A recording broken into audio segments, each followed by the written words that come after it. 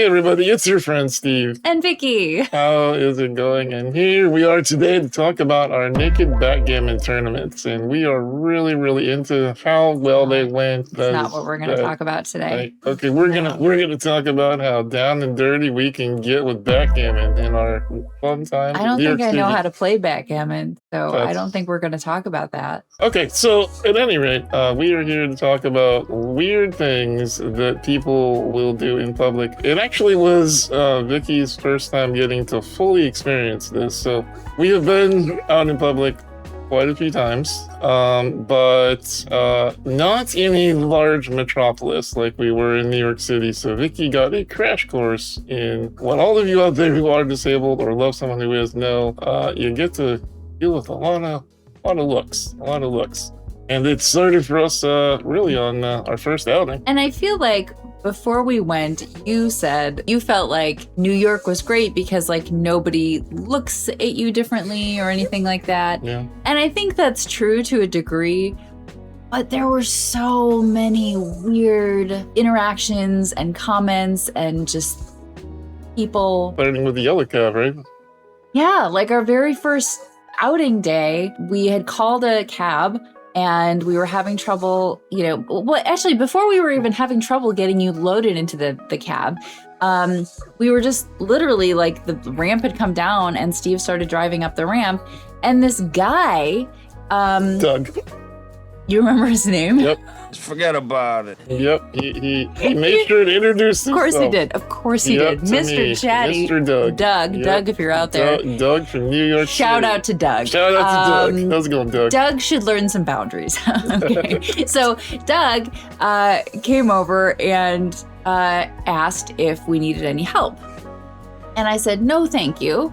We're fine. We've got this. And then I assumed, as one does, that when I said like, no, we don't need help, he would leave or continue walking. Because this is, again, New York City. It's busy. A lot of people walking back and forth. Hey, I'm walking here. But no, Doug had apparently nowhere to be this fine day and was just decided he was going to stand there and stare at us and watch us try to load Steve in the cab, as if he were involved.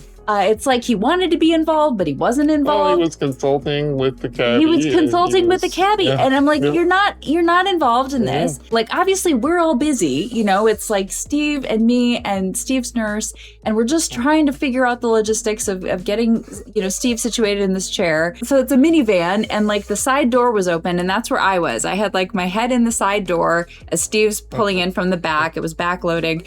And I'm looking straight down the minivan, okay, as Steve's coming in, and there's Doug. There's this random guy just staring in, like watching as if he's somehow involved or invested. Oh, he was involved. He was the New York Doug. Total stranger. This man just showed up and didn't leave.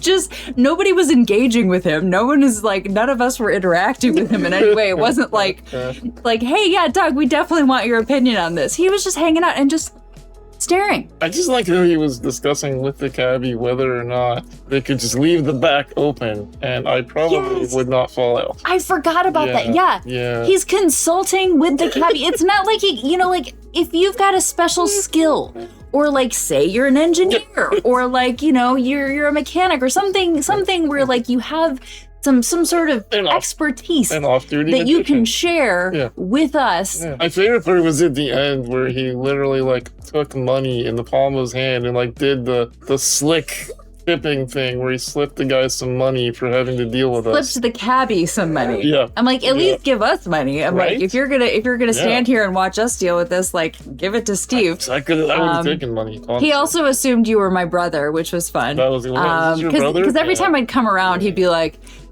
yeah, this is tough. I'm like, yes, yeah, it is. Like, why are you here? I don't understand, like, why are you here? But at least you got your first crash course in, hey, that's your brother? Yeah. I was so annoyed with him, though, at that point. I was just like, why are you here, Doug? I was so frustrated with this random man thinking we needed him or wanted him in any way. The thing about New York City that Vicki was mentioning in the beginning is We're at different stages of this. Obviously, she is disabled, but not visibly disabled. So if you don't know that she's disabled, you might never know that she's disabled. I'm very obviously disabled. I just found this out last week, but it turns out very, very disabled. What? Bro, what are you talking about, man? I just gone through my entire life with having people checking out the equipment and the ventilator and, fending off people pushing buttons and trying to steer joysticks. And so this is kind of Vicky's first time. So the fact that we had a couple of high-key interactions. Yeah, it's like that woman who stopped when we were doing some medical stuff off on just sort of pulled to the side of the museum, and she was really intrigued in what we were doing. Yeah, so I mean, essentially, this woman didn't even hide it. Like she was staring at Steve, and I was next to Steve. Steve's nurse was on his other side, and I'm just looking at this woman directly, like, okay, when she makes eye contact with me, like she's gonna know that I see that she's just staring at him, and she'll look away. But she didn't. She just stared at him and then got closer and closer. And she was like maybe a few feet away from us. Like she was very close to us and just staring at him. It was very uncomfortable. So instead, I just like stepped around and literally stepped in front of this woman. Keep in mind, she was only a few feet away. So I literally just slid between her and Steve, facing Steve. I was right in Steve's face, like literally physically blocking this woman's view, because I'm like, this is so aggravating. She's just standing here staring at us. It's so awkward. Maybe she thought it was an interactive museum exhibit. I don't think that's it. Yeah, and I think one of the reasons that I get so used to it is it's not just strangers. It's not just out in public. Sometimes it's when you're just going about your day, going to work, kind of like happened to us when we got to the hospital. Yeah, so we were doing an event for Steve's work. We had to go through the line to get our name badges. And the security guard at the front was like, I give my information and he's like, okay, and you are, and I'm like, we're consultants. Like that's what they're supposed to put us in under as consultants. We had been there the day before, so we knew this. So we're like, we're consultants. And he said, okay. So he like puts mine in and I have mine that says consultant. And then he says, okay, and he's a patient? And I'm like, no, he's not a patient. He's a consultant. I just said he's a consultant. He's not a patient. Yeah, because then he was like, so he's a consultant and a patient? And I thought you were literally just going to lose some of your hair at the exact moment. It was very frustrating. I am a very, like, I'm generally a very patient person, and I give people the benefit of the doubt, but by that point, I feel like it had just been like so many things had come up where I was just getting so frustrated. Yeah, sometimes people just doing their jobs, get a little bit overzealous, like happened to us at the Met. The Met was an amazing experience and we had a really good time there. However, there were some very overzealous security guards at the Met. This was a major frustration point for me. I will own that. When we first arrived at the Met, and if you've ever been to the Met, you have to go through security. There are metal detectors and they like a bag check, and they don't allow you to come in with backpacks. Well, Steve travels with medical equipment in like a travel bag that kind of rolls. But it's all medical equipment. Literally a breathing machine that without it, if I didn't have it, would lead to bad places. It's life-saving, and he uses it like throughout the day. Like it gets used constantly. So it's not like, we could just leave it somewhere and not have it with us. We're not leaving it in the car. It's not happening. No, we needed it with us. When we came in, kind of right away, I believe I went through security. They went through my purse, and Steve was behind me. And initially, I think they were going to make you go through the metal detector. And they were like, what? Do I have to? And they didn't make you. But then one of Steve's nurses was rolling the bag of medical equipment behind her to go through security. And the security guard said, like, I'm sorry, there's no suitcases. You can check it in bag check. And at the same time, and this maybe the problem was we said it at the same time because we did not have a tone. Steve's nurse and I both said kind of at the same time, like, oh, that's medical equipment, like that has to stay with us. And the security guard immediately was like, what did she say? Like, you don't, She was like, don't you take that tone with me or something? Yeah, I don't remember. She It was like, okay, but you don't have to take that tone. you don't have to take that tone with me. Yeah. And I was like, well, we didn't have a tone. And I didn't say anything in the moment because I was like, there was no tone. It was just the fact that both his nurse and I at the same time said, that's medical equipment. Like, that needs to stay with us. So she was kind of not liking us right away, but that's fine, and Just jobs, whatever. It is what it is. And so then, like, they went through the bag at the security checkpoint, which again everybody goes through when you go into the med. This is very important that I drive the point home. Everyone has to go through security when you go inside. Okay. Pretty rigid because they don't want anything. Yeah, of course, understandably so. Like, this is all understandable. Yeah. So they went through his medical equipment case. They were trying to get us to, toss out some water and stuff, which we need as part of the equipment. So, it was a very rigorous thing. Like, they went through everything, took everything out, examined everything, got our tickets.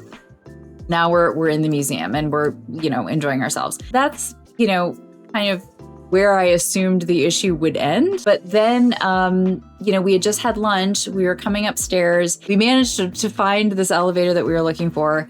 And it was myself, one of Steve's nurses, and Steve. And we were heading towards the elevator when we hear someone yelling behind us. Vicki! What? I'm a computer. Hey you, you can't have that here.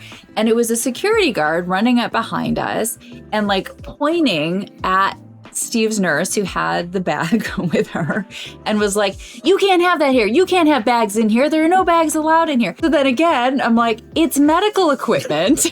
Like, we're with a man in a wheelchair who's on a ventilator. Yeah. I mean, it stands to reason that perhaps if we say there's medical equipment. So then she eventually let it go, but she was very accusatory about it. And I was very frustrated because I'm like, she's a security guard here. She knows we already went through security. Like, there was a nice way to address, like, hey, I'm concerned that you have a backpack. Instead of, hey, you can't have that here. You, like, yelling at us. Yeah. And I'm like, but you can't get in this building without having someone go through your bag. Like, you know that. So what? Anyway, so then fast forward. I mean, I think maybe an hour later or something, a different part of the building, we were trying to see a different exhibit. We get off an elevator. We're very tired at this point. And we're very tired and we're very overstimulated. Vicki needs a seat. So we see some chairs and she goes and sits down. I pull up beside her and the nurses pull the bag and stand on my opposite side when a security guard spots us. Yes. And the security guard, of course, comes over and says, hey, you can't have bags here. You can't have bags. These, you can't have a bag here. And so once again, and I actually don't think I said anything initially. No.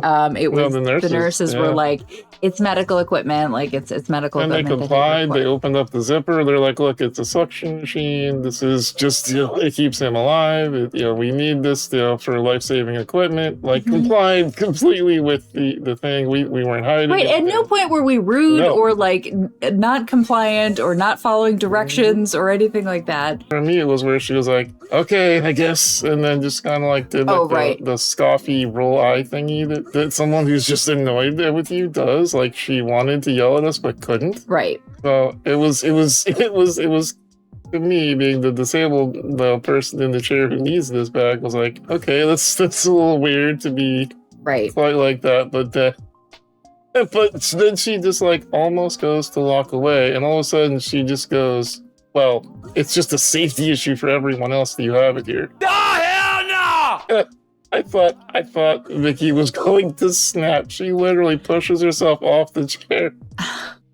I was at the end of my rope, friends. When I tell you I was at the end of my rope, it had been such a long day. Without missing a beat, she pushes herself up to stand up and literally goes, oh, it's about to be a safety issue. And I said, babe.